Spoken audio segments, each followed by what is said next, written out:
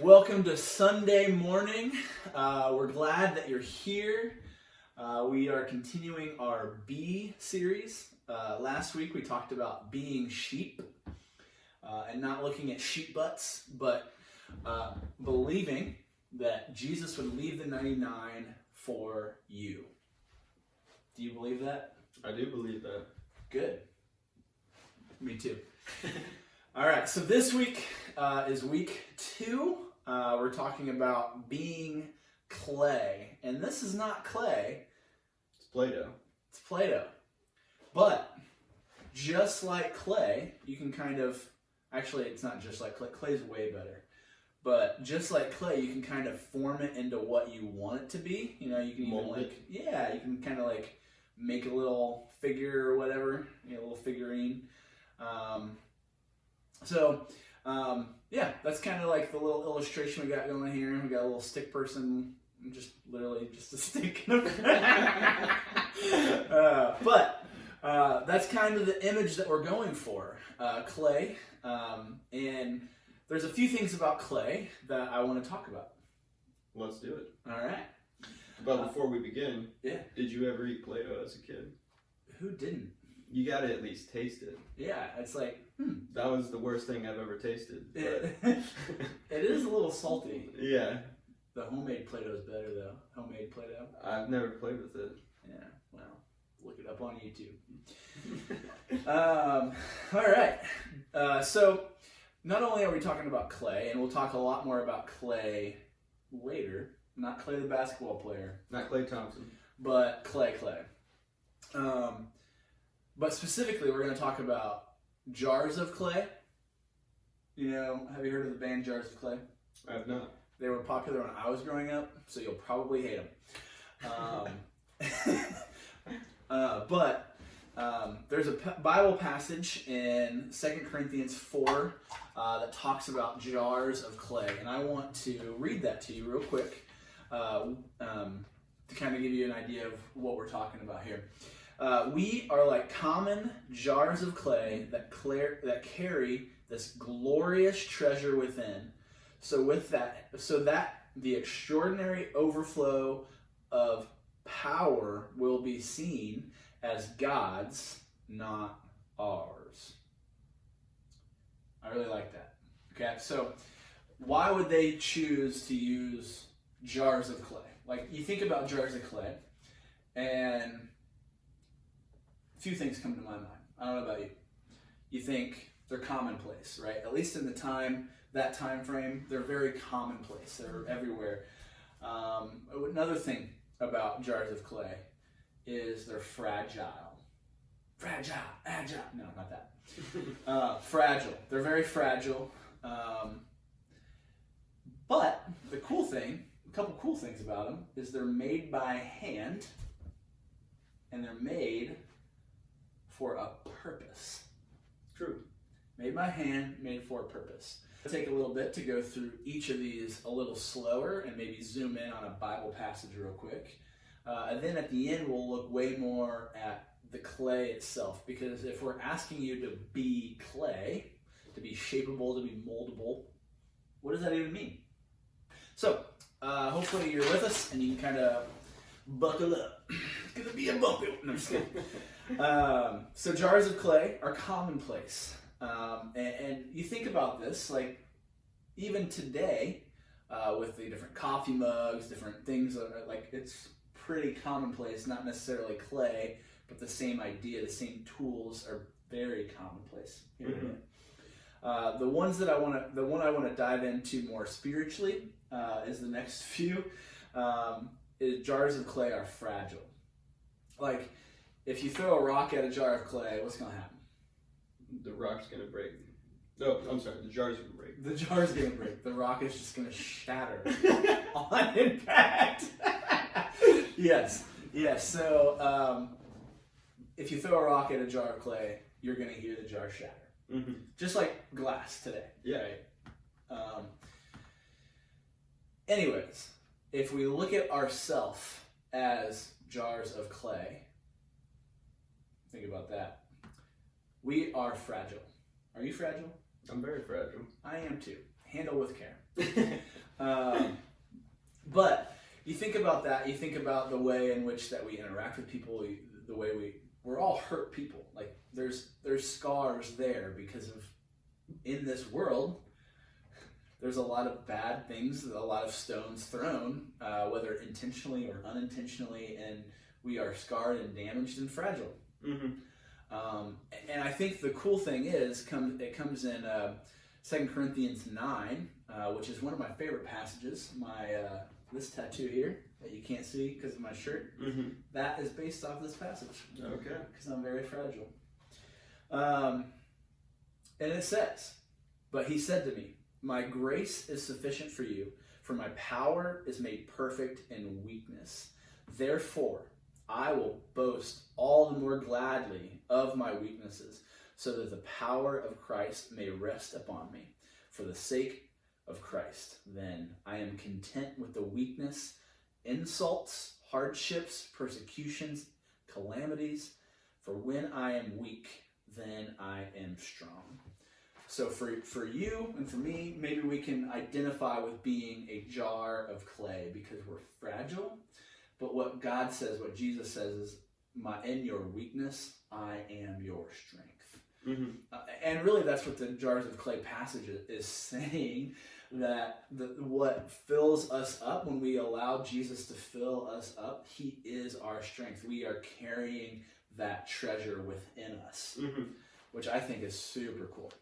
And I think like under the right circumstances and like when we fill ourselves up with the right things, like a jar of clay goes from being this fragile object to kind of a powerful object, because we think about think about water and like a tsunami, the power that water can have, even just the way that waves can move and different things. And if you're ever in the ocean, you feel that power.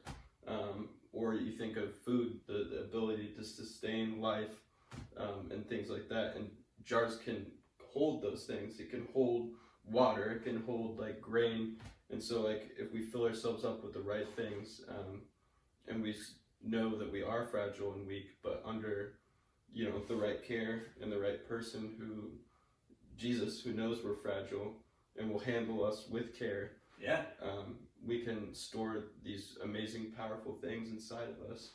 Yeah, absolutely. And partnering with Jesus and delivering those things to other people too. Yeah. Using all those things for good. That's a really good point.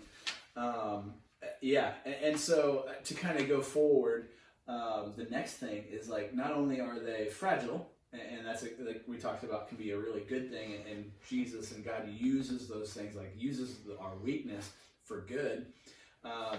They're also, jars of clay are made by hand, and believe it or not, Scripture says we are too. Did you know that? I did. Yeah, I thought so. Like, I mean, you are a minister, right? Some have said. Some have said. Psalm 139:13-16 says, "For you formed my inward parts. You knitted me together in my mother's womb. I praise you, for I am fearfully and wonderfully made. Wonderful are your works. My soul knows it very well. My frame was not hidden from you. When I was being made in secret, intricately woven in the depths of the earth, your eyes saw my unformed substance. In your book were written, every one of them, the days that were formed for me, when was yet there was none of them." So, not only are we formed by God's hands, he forms our days, he forms our lives, and has a path and plan for you and for me. So as jars of clay, we're fragile, but God is our strength. We're made by hand, and God knows our path. And jars of clay are made with a purpose. We are made with a purpose. We are made as tools. You're a tool. We are made as tools to be filled up. We are made to be filled up. But what happens is, like you were saying earlier, we have to be filling ourselves up with the right things. what are you watching? What are you searching for online? What are you spending your time putting in your brain, filling yourself up with? Are they toxic things that kind of seek to kind of destroy your mind? And maybe they're toxic things and you don't even realize that they're toxic things yet. Because there's been times in my life that I've done things and it's like, this is fine, this is great. And then it's like, oh my gosh, that was very toxic. Looking back, like you don't even realize like how it affects you until way later. And so maybe kind of take a self-evaluation and think about what in your life is toxic and what in your life is very life-giving. And I think like a picture to kind of like look at it is almost like looking at like the way a river or like even a stream of water works, and that like, when a stream of water comes through, like it doesn't normally just like obliterate all of the rocks and stuff in its way, but over time and days after days, like that river can like cut through like straight up mountains of rock and different things, and like you could literally be a mountain of faith or something like that, but if you allow things in your life to like fill you up the wrong way, then like those things are going to start to slowly cut and erode at like your faith, and so like those little things in your life, they add up over time, and eventually like you'll have this giant hole in your life that you didn't, when did this happen? Well, it's happened over days and days. Yeah, I mean, I guess a good example for me with that one, thinking about what we're filling up with and how that affects how we live out. Like, we can both agree video games are not a bad thing, right? Nope. Yeah, they're very good, right? Yeah, good hobby. Good hobs. When kept under, good time management. Right, yeah, so that's the whole thing, right? Like, for me, like, when I play video games with my friends online, that can be really life-giving for me. But, for example, if I do that every single day, that's not life-giving for me. And when that becomes one of my daily habits, it's almost more toxic than it is good. Yeah. Like, you think, for a while I thought about it in my mind of like, well, I'm hanging out with friends, this is good. Yeah. And it's like, this is what I need, especially in this weird COVID time. But then the longer I realized, like the longer it went, the more I realized, like, no, like, this is not good for me because it's like sucking my soul. Like, I have to do it, Yeah. It's like, I need to make other things a habit and priority above that. And that's just one real life example for me. Like, I don't know if anything comes directly to your mind for you, but I think that there's a lot of different things that are like that for me. Like even Instagram or Facebook or Snapchat even. Like, if you're spending too much time on those things, they can be life draining. If you're comparing yourself with him or her, that can be life draining. And at the end of the day, if you look at it and is it more life giving? Am I able to exhibit the spirit, the fruit of the Spirit? Am I able to be like Jesus or not? Yeah. After I partake in this activity, that is a good measuring stick for me, at least. I don't know about for you. Yeah.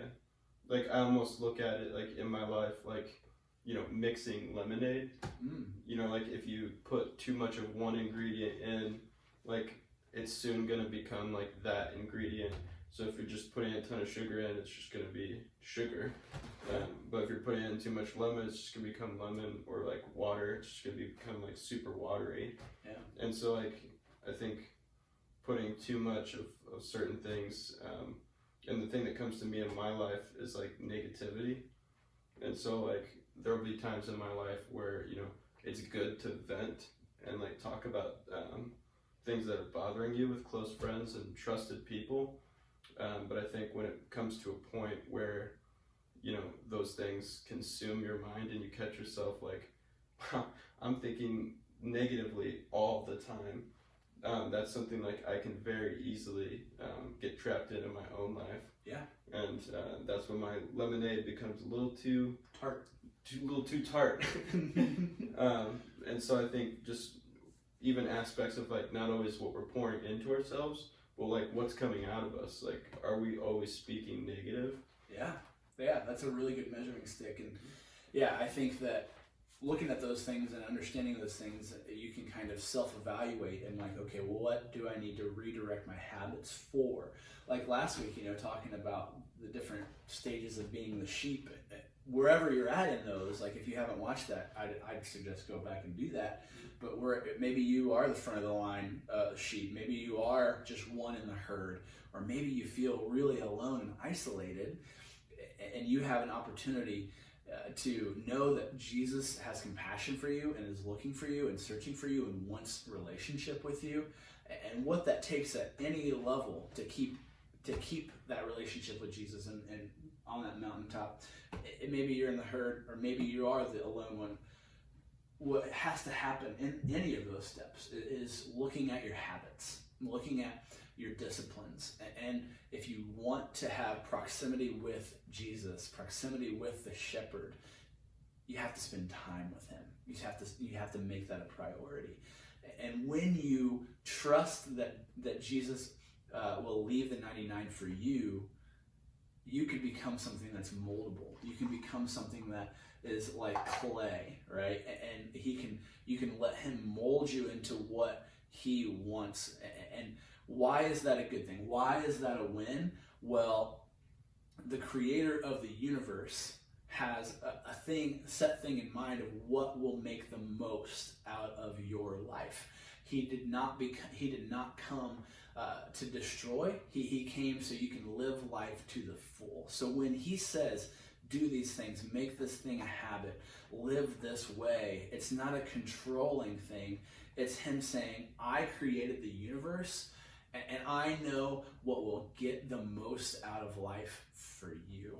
So when you do that, when you let me mold you and shape you into what you want me to be, what I want you to be, God's saying that, you will become what you need to be. You will become what Jesus designed you to be. You will become what he wants for you. And that only comes through consistent habits over time. And we have a story they kind of focus on this. If you want to read a little bit of this G-Rant at the Potter's house. So talking about being at the Potter's house. This is Jeremiah 18 through question mark. I don't know. I'll tell you when to stop. And basically just kind of, at first you can kind of see exactly what we're talking about, and then it'll get to a point where you're like, I don't know about that, and then it'll kind of be like, oh, we'll explain it. Okay. This is the word that came to Jeremiah from the Lord. Go down to the potter's house, and there I will give you my message. So I went down to the potter's house, and I saw him working at the wheel. But the pot he was shaping from the clay was marred in his hands. So the potter formed it into another pot, shaping it as it seemed best to him. Then the word of the Lord came to me. He said, Can I not do with you, Israel, as this potter does, declares the Lord? Like clay in the hands of the potter, so are you in my hand, Israel. If at any time I announce that a nation or kingdom is to be uprooted, torn down, and destroyed, and if that nation I warned repents of its evil, then I will relent and not inflict on it the disaster I had planned. And if at another time I announce that a nation or kingdom is to be built up and planted, and if it does evil in my sight and does not obey me, then I will reconsider the good I had intended to do for it. Now, therefore, say to the people of Judah and those living in Jerusalem, this is what the Lord says. Look, I am preparing a disaster for you and devising a plan against you. So turn from your evil ways, each one of you, and reform your ways and your actions. But they will reply, it's no use. We will continue with our own plans. We will all follow the stubbornness of our evil hearts. Therefore, this is what the Lord says. Inquire among the nations, who has ever heard anything like this? A most horrible thing has been done by virgin Israel. Does the snow of Lebanon ever vanish from its rocky slopes? Does its cool waters from distant sources? Yeah. Cool. Yeah. I couldn't remember exactly, but yeah, that's right. So, yeah, you saw exactly what we were talking about there at first with the potter on the wheel, and then you see him how like I can shape and form and mold just like the potter at the wheel, and then you're like, wait, what? Destroying nations. Oh my goodness. But when we think about that, we think about how much control God has in this world, and we have to play our role. And as you kind of read this passage, as you kind of understand this, like I said, God made us as tools. And what kind of tools, may you ask? What kind of tools are you talking about? What kind of tools? Are we made of steel? Steel? No. Are we made of wood? Wood? Let me think about it. No. Bronze? Maybe no. No. We are fragile, made by hand clay, jars of clay. Mm-hmm. Do you know of any weapons that are made of clay that actually like hurt somebody? I don't. Maybe somebody smashes a clay pot and then uses one of the shards, but yeah, it's not really a weapon. Well, you're more creative than I. Yeah, so it's not really a weapon, but you think about those things and you think, okay, well, we are created for good. Like God is creating all of these other plans, like he is in control of all these other things, and we are not made to be weapons. We are not made to carry out his justice. We are made to hold his presence and love. Mm-hmm. Yeah, I think that's a really good point. A lot of times we think like we see something going on in the world and it's okay to have, righteous anger. And to fight for problems like human trafficking and other things like that. But when it comes to just, normal people or somebody does something that wrongs you, like it's not your job to get revenge back on them or, to fight with that eye for an eye personality. Like Jesus came and he changed that mentality.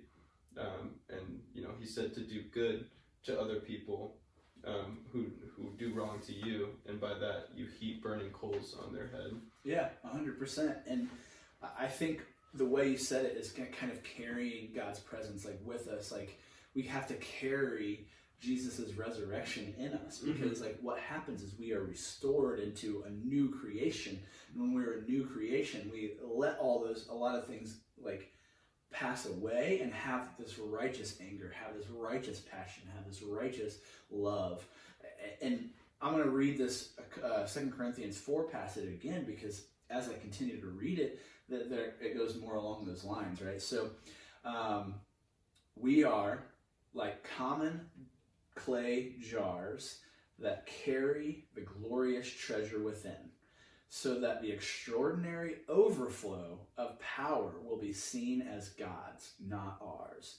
Though we experience every kind of pressure, we're not crushed. At times, we don't know what to do, but quitting is not an option. We are persecuted by others, but God has not forsaken us. We may be knocked down, but not out. We continually share in the death of Jesus in our own bodies, so that the resurrection life of Jesus will be revealed through our humanity. We consider living to mean that we are constantly being handed over to the death for Jesus' sake, so that the life of Jesus will be revealed through our humanity. So then, death is at work in you, or in us, because it releases life in you. We have the same spirit of faith that is described in the scriptures when it says, "First I believed, then I spoke in faith." So we also first believe, then speak in faith. I mean, you can keep reading and reading and reading, and like it's just so true, and like hopefully it pours over you. Do you have any initial thoughts like thinking through that? It's interesting. Like I really like the aspect of like it being God's power and like not our own. Like I think in my own life, the times I've been most successful, or I guess closest to God, like have been the happiest times of my life and the best times, and the best times that I've poured out into other people. And that comes from like, submitting myself to God and letting His work go through me. But I think of like, we were thinking about last week, we're only in control 15% of the time. Yeah. And we talked about like how often we mess up just that 15%. And I think about my own life and the times that I've been like, no, I'm in control, I want to do this, and how like draining those times have been, and like how much I've messed up relationships and other things. And so it truly is like God's power that works through us to do those things. Yeah, 100%. So maybe you're someone here listening, watching, waiting on this, and you're someone that wants to be shaped by God, and you don't know what to do. Well, ask us. Message one of us. If you are a student, message one of your leaders, and ask about the habits it can take to start being shaped by God. Maybe you are someone that has the habits, and you're like that second sheep that's kind of just looking at sheep butts, and you don't love the view, you're not really hearing God's voice. I encourage you, talk to somebody. Talk to a mentor. Talk to someone that's been there before. Like, we've all been there. We've all had those moments of not hearing God's voice and not feeling close to God. Talk to somebody and know that it's okay. Nothing's wrong with you. That's just a season of life, and in that season, you can grow in your faith and depth of your faith. But as you know, that can be a dry well sometimes, or feel like a very dry well sometimes. So seeking out someone that's been there before can be a well of knowledge. And if you're at the front of the herd and you're bright-eyed, bushy-tailed, and you're still just, in the presence of Jesus and you're loving it, share it. Share it with somebody. Be someone of encouragement. Seek the people out that are on the other two phases, and show them the love of the shepherd. Show them the love of God. And in those areas, in those ways, you are becoming molded. You're becoming into who Jesus created you to be. Any closing thoughts? Yeah, I mean, like you were saying, I think, especially during this time, like there's so many burdens and things that weigh down on us, and I think if we put ourselves in control, that's just going to become more stressful in a generation where you guys are statistically the most stressed out generation coming up. And so like I don't covet that. Yeah. But what I do want to do is speak to that and say that, giving up that control is so relieving, and it relieves that stress and things that like I put that pressure on myself, and giving up that control. And so, Jesus said, "Come to me, all who are weary. My burden is easy, my yoke is light." And so I think that it would be my encouragement to you guys is seek out Jesus and let Him be in control. Yep, it's easier said than done, but we encourage you to take drastic measures to make it happen. It will make your life so much better. Thank you so much for tuning in. You did a great job, Grant. I'm proud of you. So, see you guys soon.